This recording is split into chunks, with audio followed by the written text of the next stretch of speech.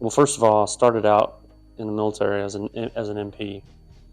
I didn't go in initially to be an MP, but 9/11 happened.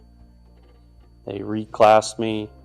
They did away with my job, my MOS, and I had, a few different things to pick from to reclassify as, and I picked MP and did that. And so I was an MP for a little while, and then after I got off of active duty, I applied for the Waco Police Department, and I was there from 2005 to 2020. And just doing that job kind of has the ability to make you jaded towards people and just look at people differently, kind of out of the corner of your eye. Like everybody's got a motive to, not be real, or, nobody's genuine, because you always seeing the negative. That filtered into me a little bit. I had and I have a great foundation.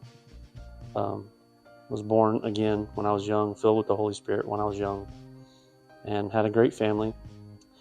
And so I had a great foundation already, and then I have a wonderful wife who keeps me grounded, and so that helped a lot. So I'm probably not as bad as other people that do the job, but I have been, and I know that I have been, and I've seen it in other people that just constantly see the negative in people. And it's just the product of the job, because you always see the bad. And so I started in Waco in 2005 and settled in pretty quickly, just transitioning from an MP to a civilian police officer. It was fairly similar. And so I settled in pretty quickly. And then a couple of years into doing the job, I remember this one particular call. I don't remember the day. I don't remember if it was in the summer or the winter, but I remember the call because it was a call that I'd received several times before, that there was a drunk person who had passed out in the middle of the street. And so it was our responsibility to go basically arrest them, take them to the hospital, wait for them until their blood alcohol level got to a certain level, and then they could be transported to jail. And so it was just pretty normal. But in particular, this day, it was this one guy named Benny Doty. And if I said this man's name in Waco, Texas today, people would know who he was, even though really didn't have any family or anything like that. He wasn't popular for a good reason. Every police officer, every paramedic, every fire department employee knew the name Benny Doty, because he would get arrested, taken to the hospital, sobered up, get cleaned up, taken to the jail, spend weeks in jail, and then let out. And within an hour of being let out of jail, as soon as he found some money, he was drunk again, and the process started all over again. And so that was my call on this particular day, and it was Benny Doty, and it was just like an eye roll moment whenever you heard his name, because you knew it was going to be bad, because he wasn't a nice drunk. He was a very unhappy drunk person. But what compounded the issue is that he smelled terrible, because he never took the time to go to the restroom properly. He just went all over himself, whatever he needed to do. And so he smelled like alcohol and everything else that you can imagine.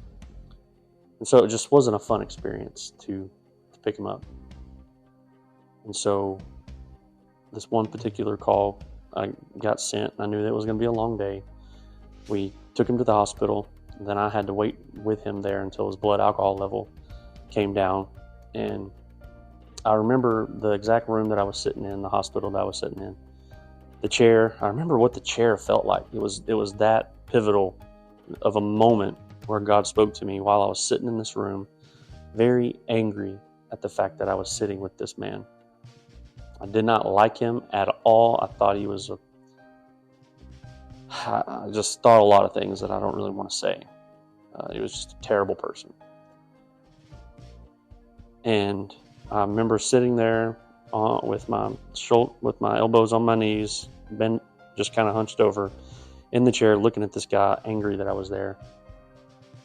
And in one moment, my attitude changed, and the Holy Spirit spoke to me and said, "Aren't you glad that I don't love you the way you love Benny Doty?"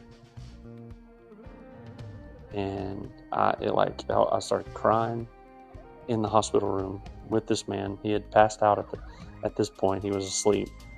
I was crying, repenting, because I basically despised Benny Doty because he was a horrible human being. And Jesus basically said, "Everybody's like that to me.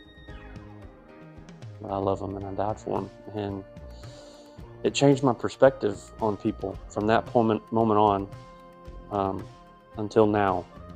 I've tried to love people the way God has called me to love people. It hasn't always been easy, and I've failed a lot.